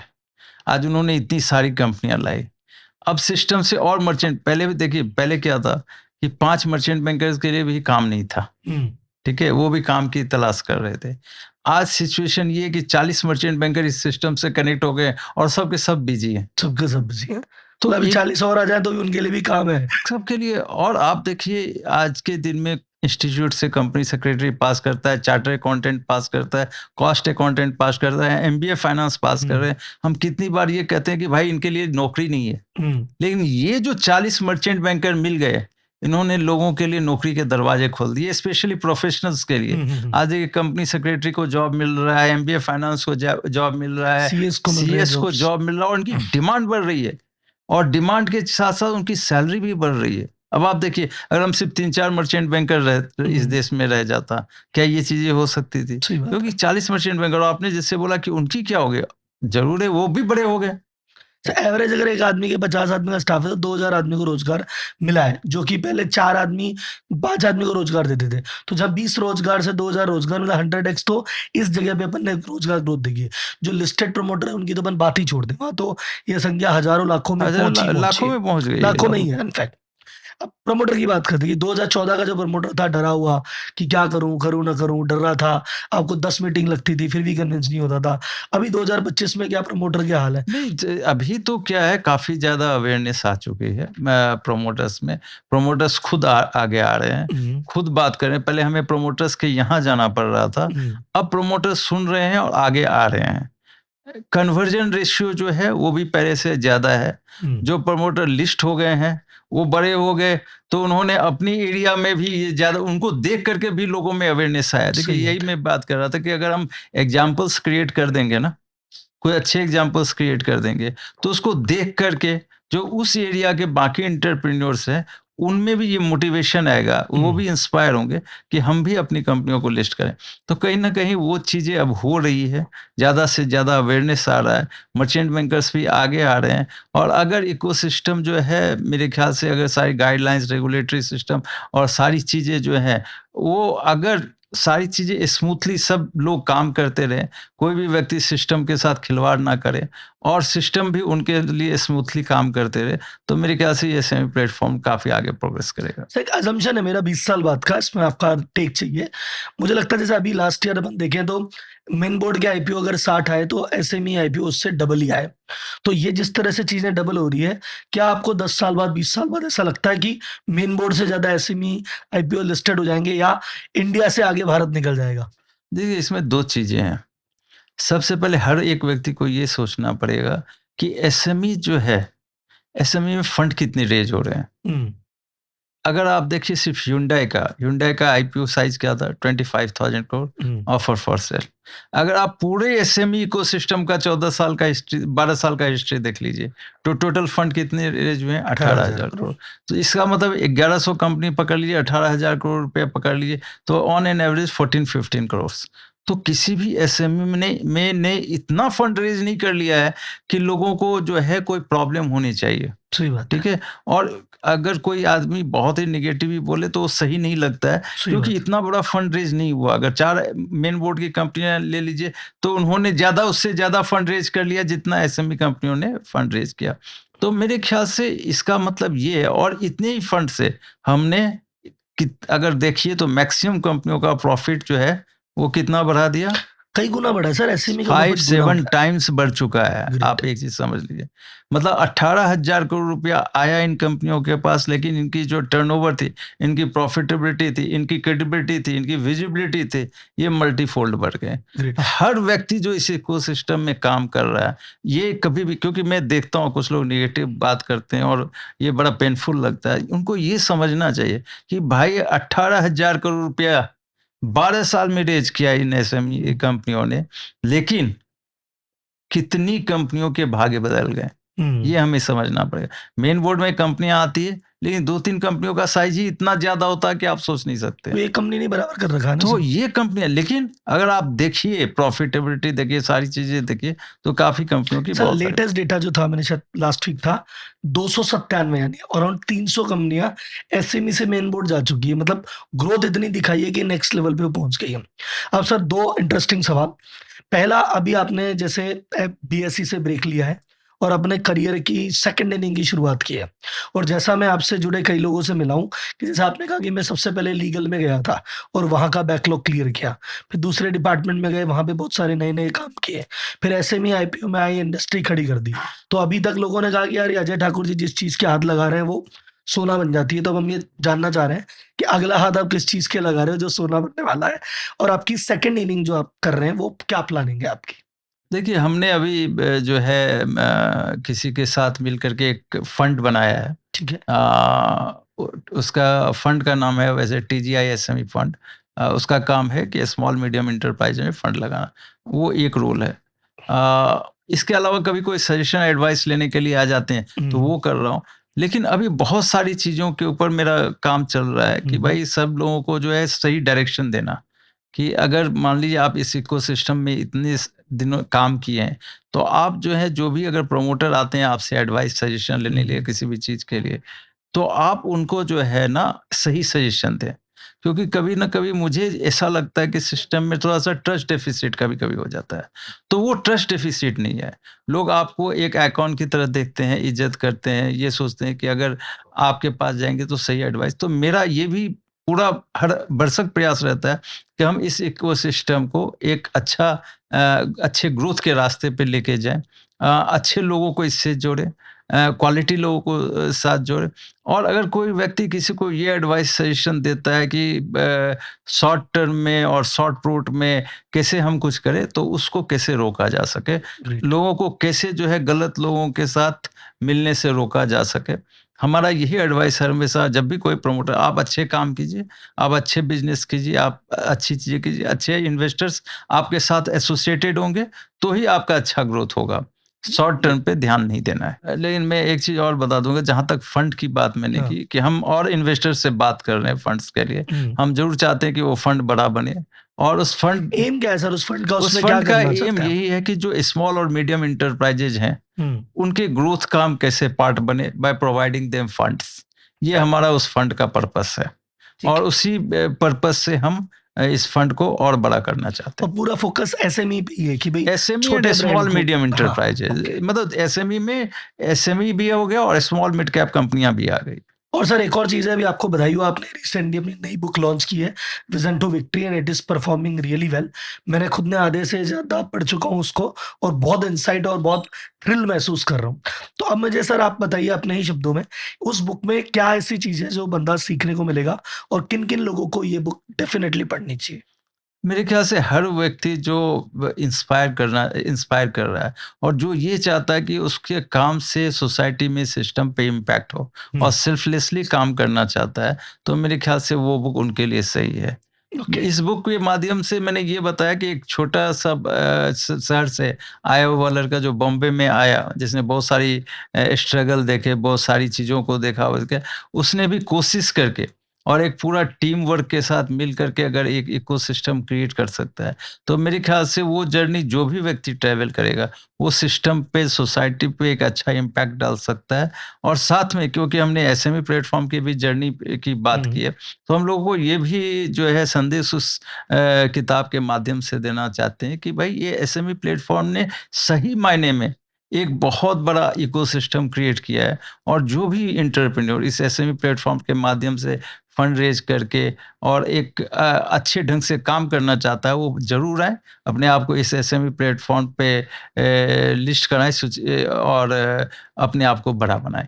तो ये किताब का माध्यम है, वो मेरी एक जर्नी है और शुरू से मैंने अपनी जर्नी बात की है, तो उस किताब को पढ़ने के बाद बहुत सारे लोगों को ऐसा लगा कि उनकी ही जर्नी है। सर मैंने ना उस बुक की 100 कॉपी मैंने आपको पहले कहा 100 कॉपी मँगाई है और मेरे तो कोई भी व्यापारी ऑफ़िस में अगर आता है तो मैं कहता हूँ भाई उसको मेरी जो गिफ्ट करने वाली बुक है पहले मैं उसको कुछ वो सीक्रेट ऑफ मनी ये जो बुक्स है ना आपकी साइकोलॉजी वाली मनी वो गिफ्ट किया करता था या माइंडसेट पे गिफ्ट किया करता था। अब मैंने व्यापारियों को गिफ्ट करना आपकी बुक चालू कर दिया है। Thank you, thank you, thank तो सर ये तो रही आपकी जर्नी, आपकी सेकंड इनिंग और कब क्या करने वाले हैं। अब मैं चाहता हूँ कि जब हमें अपॉर्च्युनिटी मिली आपके साथ बैठने की, तो जो आईपीओ लाना चाहते हैं या आईपीओ रिलेटेड कुछ सवाल हैं, आप ही के मुँह से क्लैरिटी के पास बहुत सारे आजकल एक्सपर्ट घूम रहे हैं जो कोई भी कुछ भी कह देता है और जैसा आपने कहा कि अपन चाहते हैं कि राइट इन्फॉर्मेशन लोगों तक पहुँचे, तो मैं आपके माध्यम से कुछ चीज़ें एसएमई या छोटे व्यापारियों तक पहुँचाना चाहता हूँ। तो कुछ बेसिक सवाल पूछेंगे, ज़्यादा टाइम नहीं लेंगे आपका। लेकिन जैसे सबसे छोटे से छोटा सवाल, मेन बोर्ड और एसएमई आईपीओ में फ़र्क क्या हुआ? कोई व्यक्ति बोलता है अगर मेरा ठीक-ठाक प्रॉफिट है, तो मैं मेन बोर्ड जाऊँ या एसएमई जाऊँ? कई हो जिनके पास ऑप्शन नहीं है, मैं छोटा हूँ, एसएमई ही जा सकता हूँ, मेन बोर्ड लेगा ही नहीं, वहाँ सवाल नहीं आता। पर एक थोड़ा बड़ा आदमी अगर कहता है कि मैं दोनों में से जा सकता हूँ, तो उसे क्या चुनना चाहिए और क्यों? देखिए, नियम ये कहता है कि अगर आपकी 10 करोड़ तक की पेड अप कैपिटल है, तो आप मेन बोर्ड में जा ही नहीं सकते हो, ठीक है, आपके पास एसएमई प्लेटफ़ॉर्म पे ही आपको आना पड़ेगा।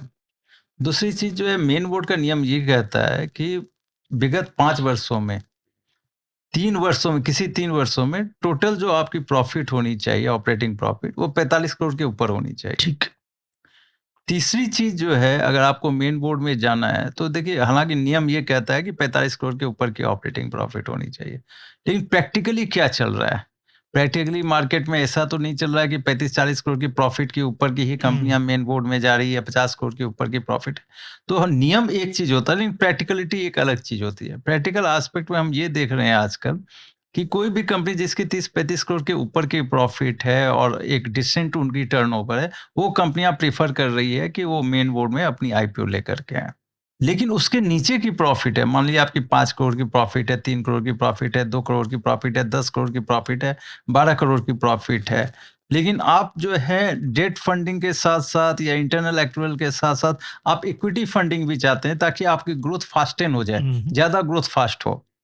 आपकी वर्किंग कैपिटल कैपेक्स की रिक्वायरमेंट अभी फुलफिल हो जाए, ताकि आप ज़्यादा फास्ट पेस से भाग सकें। करेक्ट, और अगर आप मेन बोर्ड तक रुकेंगे, तो हो सकता है वो टाइम काफ़ी आपको काफ़ी देर तक वेट करना पड़े।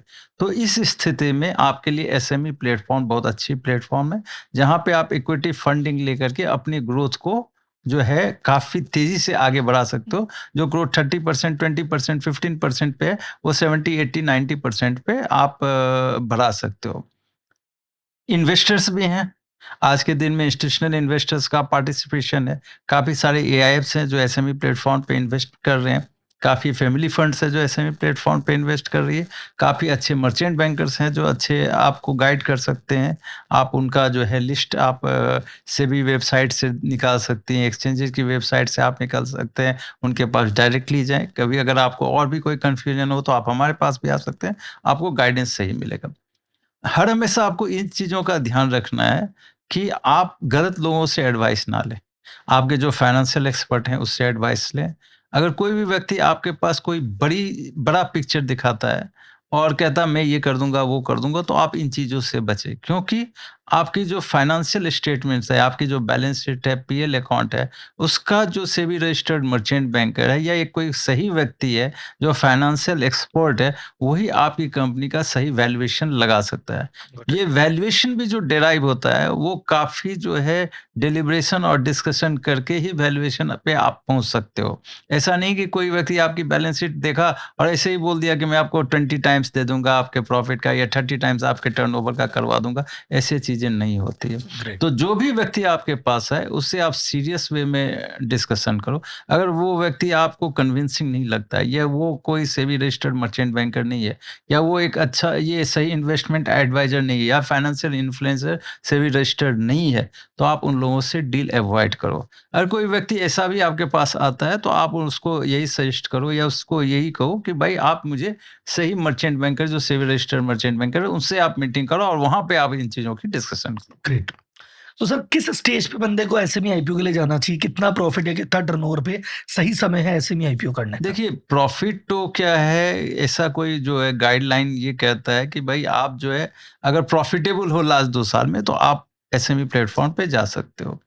लेकिन हमने नॉर्मली ऑन एन एवरेज देखा है कि 3-4 करोड़ प्रॉफिट के ऊपर की जो कंपनियां वैसे एसएमई प्लेटफॉर्म पे, वो लोग को जो है इन्वेस्टर्स ज़्यादा हम्म। प्रीफर करते हैं, क्योंकि यहाँ पे प्रॉफिट जंप करने के चांसेस ज़्यादा होते हैं। Got it. हालांकि 1 करोड़ 2 करोड़ की भी कंपनियां आ रही है, अपने आप को लिस्ट कर रही है, लिस्टिंग में उनको कोई नहीं रोक रहा है। Got it. लेकिन जिस तरह की कंप्लाइंसेस है, गाइडलाइंस है, उसके अनुसार अगर आप प्रॉफिट ही नहीं, अगर आपके पास सही टीम नहीं होगी कंप्लायंसेस वगैरह ढंग से करने के लिए, तो आपके लिए ये प्लेटफ़ॉर्म फिर जो है उतना उपयुक्त नहीं हो सकता है। तो आप ये भी देखिए कि आपकी फाइनेंशियल स्ट्रेंथ क्या है, आप ग्रोथ कैसे कर सकते हो। कभी-कभी हमने ये भी देखा है कि हालाँकि प्रॉफिट कम होती है, लेकिन एक बार वो मार्केट में आते हैं, उनको फंड्स मिलता है, तो उनकी प्रॉफिट काफ़ी ज़्यादा जंप होती है। तो मेरे ख्याल से हर प्रमोटर को जो भी मार्केट में जाना चाहता है, वो एक बार फीडबैक ले सही व्यक्तियों से।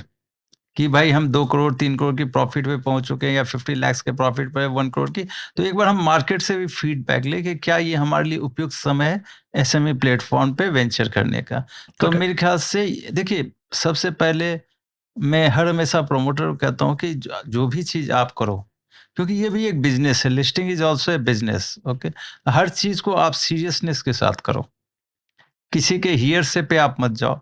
लोग लूज़ कमेंट्स करें, लूज़ चीज़ें बात करें, तो आप उसको जो है सीरियसली ना लो, उन लोगों को आप अवॉइड करो। इसके बारे में आप सीरियसली 2-4 सही लोगों के साथ डिस्कस करो, तो वो आपको बताएँगे कि आप लिस्टिंग लायक हो या नहीं लायक हो। Got it. और तीसरी चीज़ है कि अगर आपको लगता है कि आप में पोटेंशियल है, भले आपकी प्रॉफ़िट आज के दिन में कम है, लेकिन आप में पोटेंशियल है कि इक्विटी फंडिंग से आपकी ग्रोथ फ़ास्ट हो सकती है, और आप में कन्विक्शन है, तो आप ज़रूर एसएमई प्लेटफ़ॉर्म के प्लेटफ़ॉर्म को यूज़ करें और अपने आप को लिस्टिंग करा कर के आगे बढ़ें। ना Great. आप डिस्करेज हों, ना डिमोटिवेट हो, लेकिन आपको पूरी तरह से ये जानकारी होनी चाहिए कि आप उस लायक हैं कि नहीं। Got it. एक सर वैसे बहुत कॉमन चीज़ है, लेकिन बहुत सारे लोग नहीं जानते कॉमन चीज़ों को। कहते हैं ना, common sense is not so common. IPO कराने के बेनिफिट्स क्या हैं? आपको पता है, मुझे पता है, तो ऐसा लगता है हमको सबको ही पता है, लेकिन बहुत लोगों को नहीं पता होते, लगता है कि यार पता नहीं क्या हो जाता है। तो एक बार आप आपके माध्यम से कि बेनिफिट्स क्या है, शॉर्ट में अपन समझा सके कि एक बंदा आईपीओ जब लाता है तो उसकी ज़िंदगी में क्या-क्या बदलाव आते हैं? देखिए, बेनिफिट्स तो इक्विटी फंडिंग के बेनिफिट्स बहुत हैं।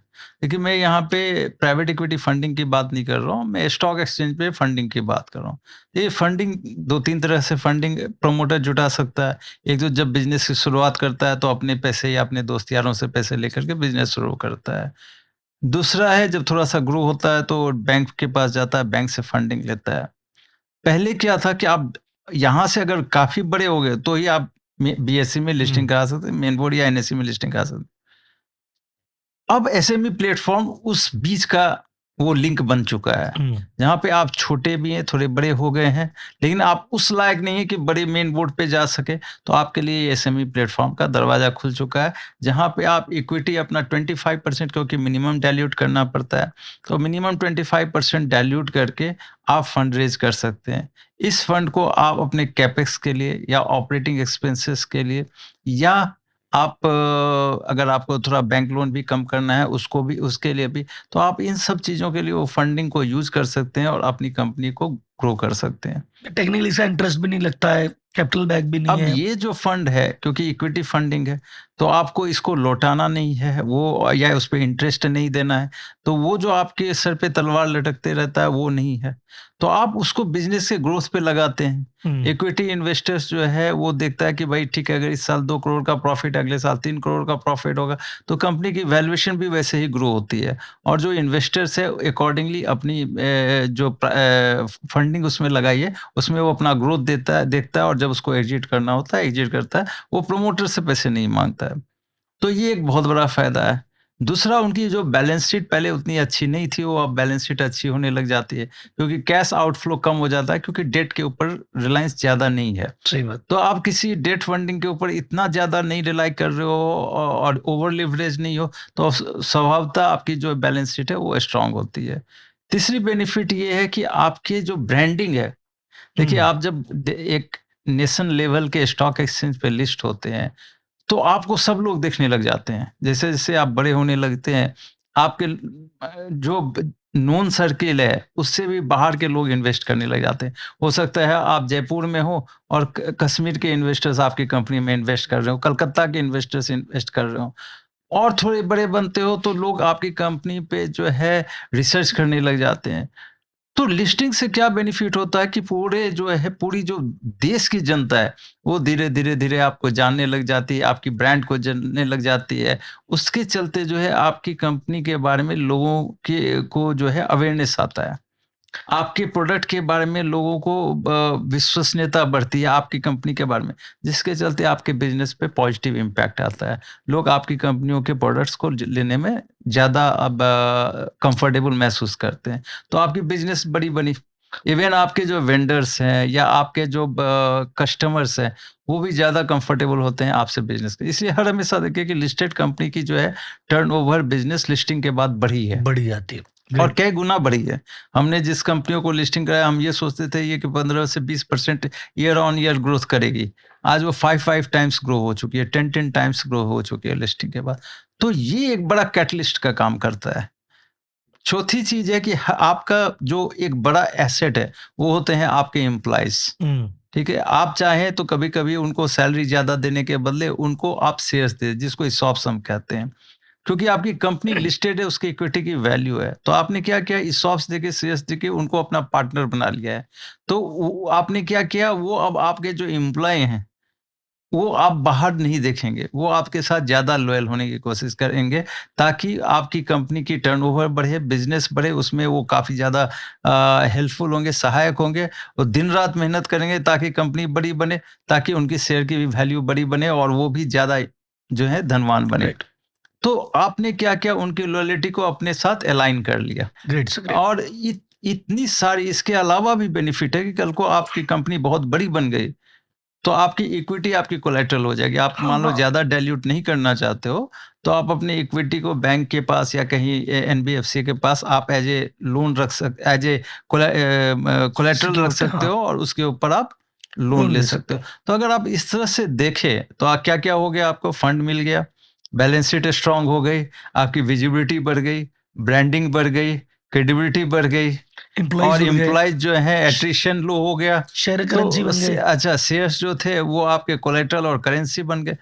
तो मेरे ख्याल से इतनी बेनिफिट और कोई चीज़ नहीं देती है। आपको टेंजिबल बेनिफिट भी मिल रहा है, इंटेंजिबल बेनिफिट भी मिल रहा है, और सबसे बड़ी चीज़ क्या हो रही है इन सब चीज़ों के चलते? आपकी कंपनी की वैल्यू अनलॉक हो रही है। ग्रेट। जो पहले सिर्फ़ एसेट से वैल्यू था, अब एसेट की वैल्यू तो जो है सो है, उसके अलावा क्योंकि लिस्टिंग है, तो आपकी कंपनी की वैल्यू अनलॉक होती जा रही है और आपकी नेट वर्थ बढ़ती जा रहा है। बढ़ती जा रही है।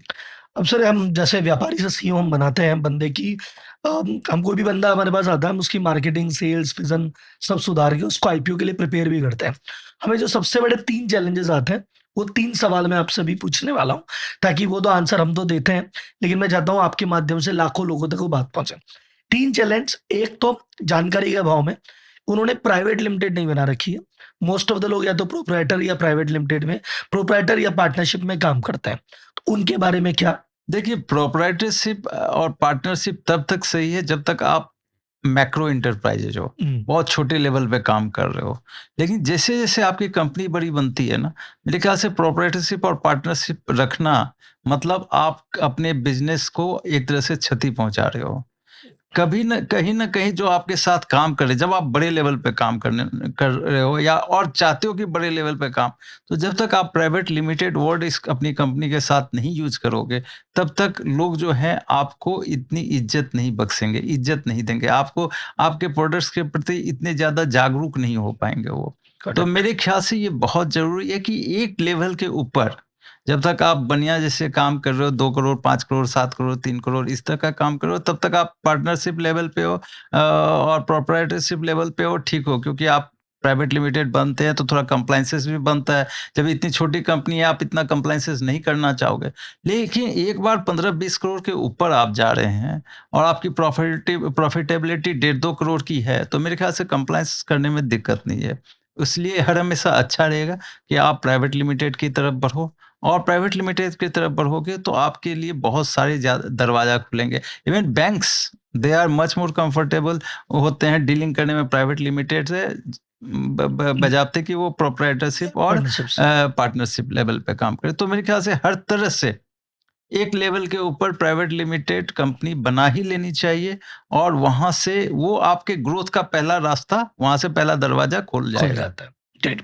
सेकंड प्रॉब्लम जो आती है कि उनको अगर कंसल्टिंग ढंग से नहीं मिलती, कई लोग ऐसा समझते हैं कि ज़्यादा टर्नओवर होगा तो सरकार की नज़र में आ जाएँगे।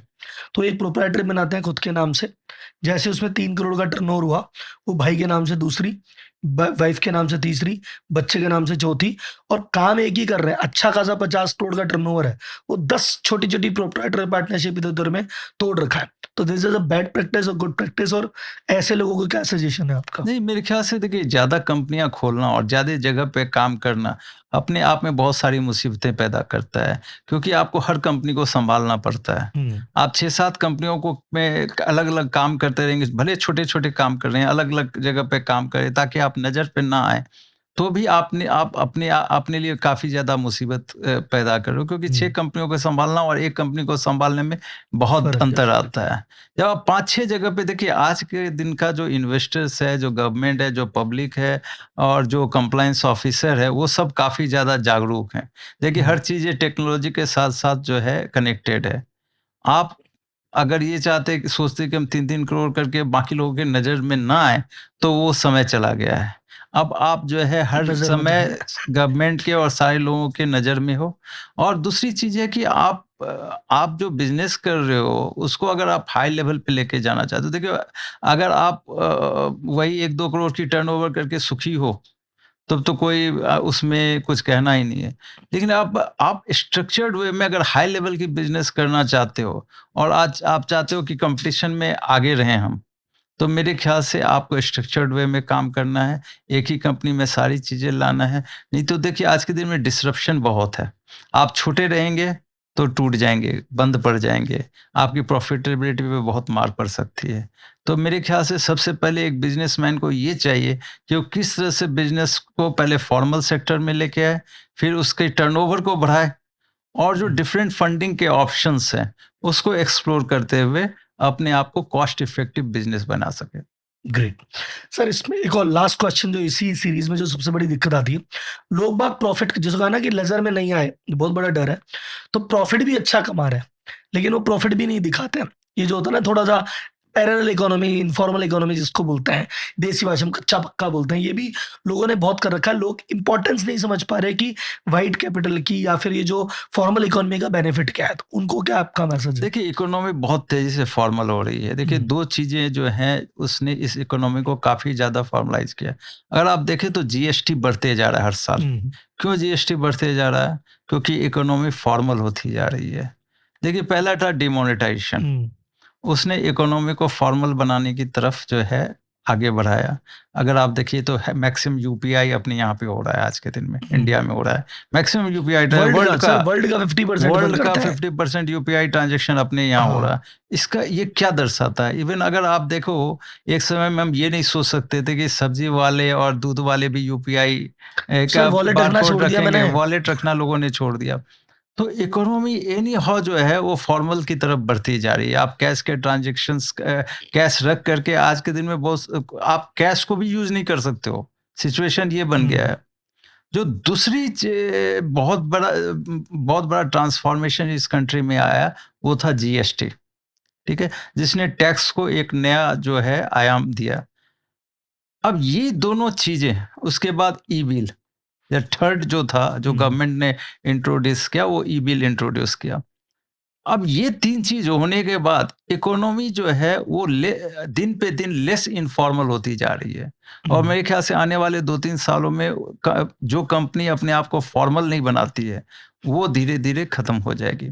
तो हुँ। आज के दिन में जब हर ट्रांज़ैक्शन जीएसटी के साथ कनेक्टेड है, ई-वे बिल के साथ कनेक्टेड है, तो आप कैश इकोनॉमी में बिज़नेस रन नहीं कर सकते हो। आप कैश इकोनॉमी में बिज़नेस रन करने जाओगे, आप फिनिश हो मतलब जाओगे। छोटे कर रहे हो जब तक खुश हो, लेकिन जब जब तक बड़ा बनने की छोटे कर सोच। रहे हो, जब तक छोटे कर रहे हो और छोटे हो, तो आप खत्म भी हो जाओगे। मैं सर तो अभी आज कल एक स्टेटमेंट कह रहा था मैं, सॉरी टू इंटरप्ट बीच में, कि बाज़ार तो भैया जंगल है।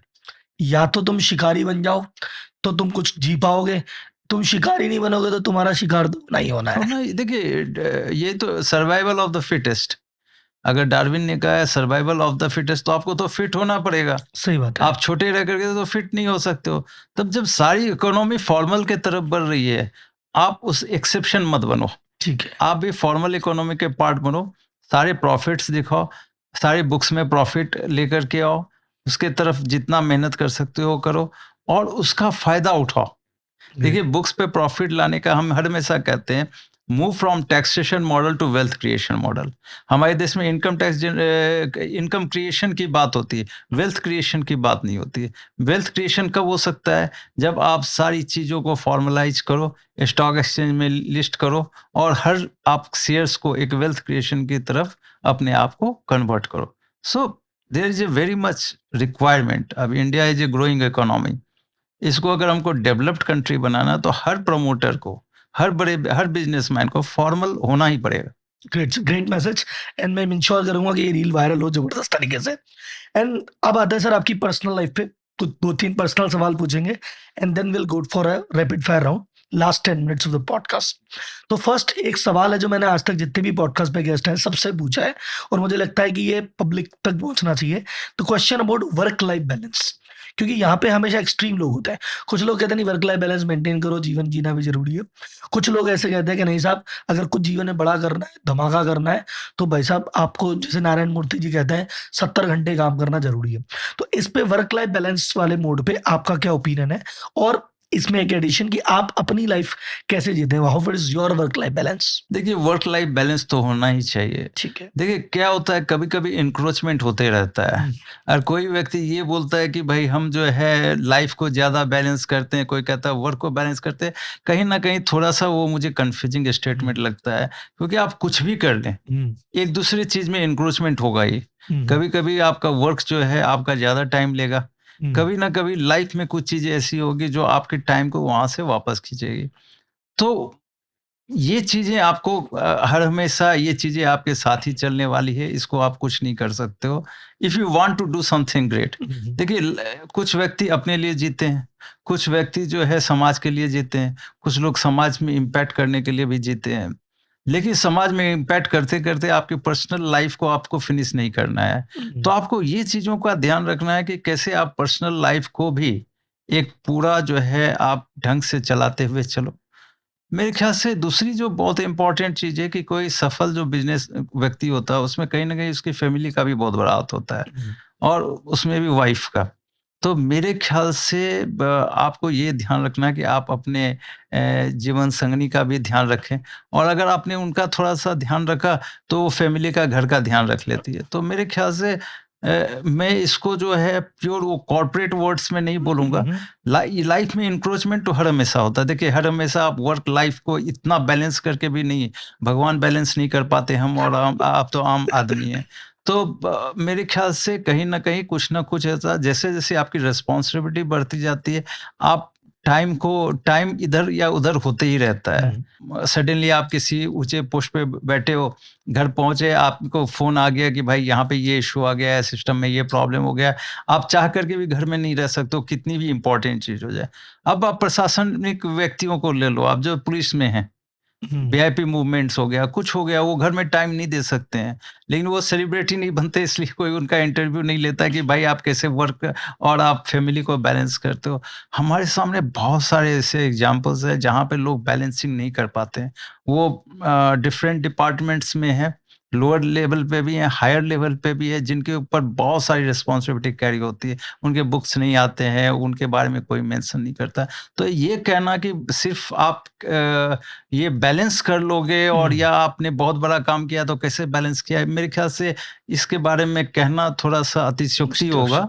लेकिन always there is an encroachment. कभी-कभी फैमिली लाइफ़ आपका वर्क का कुछ हिस्सा एक्सट्रीम सिचुएशंस में ले लेता है। बहुत सारे टाइम में आपका जो वर्क है, उसमें इतनी सारी रिस्पॉन्सिबिलिटी कभी-कभार आ जाती है कि आपकी इस फैमिली लाइफ़ का जो है आप टाइम जो है उधर बिताते हो। तो ये बड़ा जो है ना, ये बड़ा डेलिकेट होता है। तो इसलिए इसका कोई मैं एग्ज़ैक्ट फ़ॉर्मूला नहीं दे सकता हूँ। कोई बात नहीं। अच्छा सर, नेक्स्ट सवाल अगेन बहुत पर्सनल सवाल। आप दुनिया का इन्वेस्टमेंट बहुत बढ़ा रहे हैं। आपका खुद का पर्सनल इन्वेस्टमेंट क्या रहता है? जैसे आपके पोर्टफोलियो की बात मैं नहीं पूछ रहा कितना अमाउंट कहाँ पे है। मैं पोर्टफोलियो की बात कर रहा हूँ कि अजय ठाकुर जी ₹100 इन्वेस्ट करते हैं, तो उनके इन्वेस्टिंग का फ़ॉर्मूला क्या है?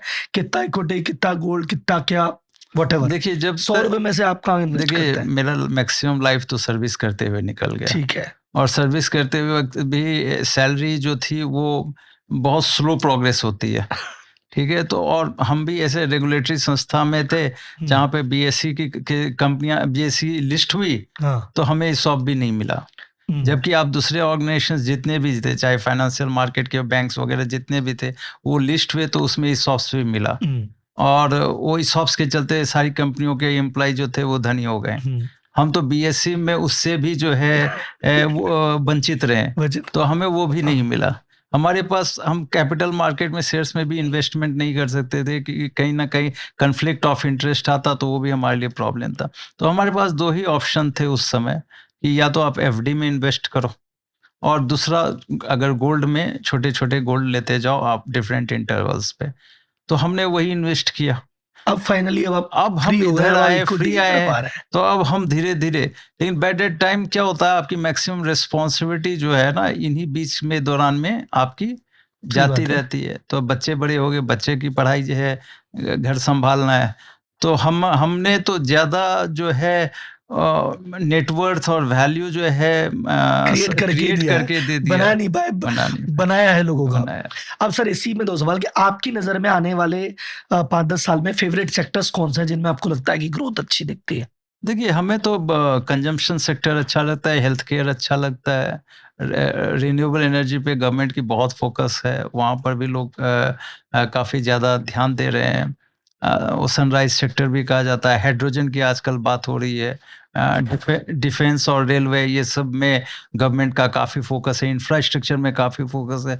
तो मेरे ख्याल से ये सारे सेक्टर्स जो हैं वो काफ़ी अट्रैक्टिव सेक्टर अब हैं। क्योंकि सर आप खुद भी एक फंड ऑपरेट करते हैं, तो आपके पास भी करोड़ों के फंड है और आप भी आगे डिप्लॉय करते हैं। क्या देखते हैं आप कंपनीज़ में इन्वेस्ट करने से पहले? देखिए, अभी तो हमने डिप्लॉयमेंट जब भी मतलब करेंगे क्या अभी आपका तो फोकस रहेगा? देखिए हमारा फ़ोकस सबसे पहले मैं बैलेंस शीट देखता हूँ। ठीक है। मेरा मेन फ़ोकस है कितना भी लोग बात कर लें कि भाई हम इस सेक्टर में ये होने वाला है, वो होने वाला है या हम बहुत अच्छा काम कर रहे हैं। देखिए कोई भी बिज़नेस कितना भी अच्छा हो उसका रिफ्लेक्शन उसकी बैलेंस शीट होती है। सही बात है। तो बैलेंस शीट पीएल अकाउंट देखने के बाद ही हम पहले देखते हैं कि हम उसमें इन्वेस्ट करें कि नहीं करें। दूसरी चीज़ कंपनी किस वैल्यूएशन पे ट्रेड हो रही है। ठीक है।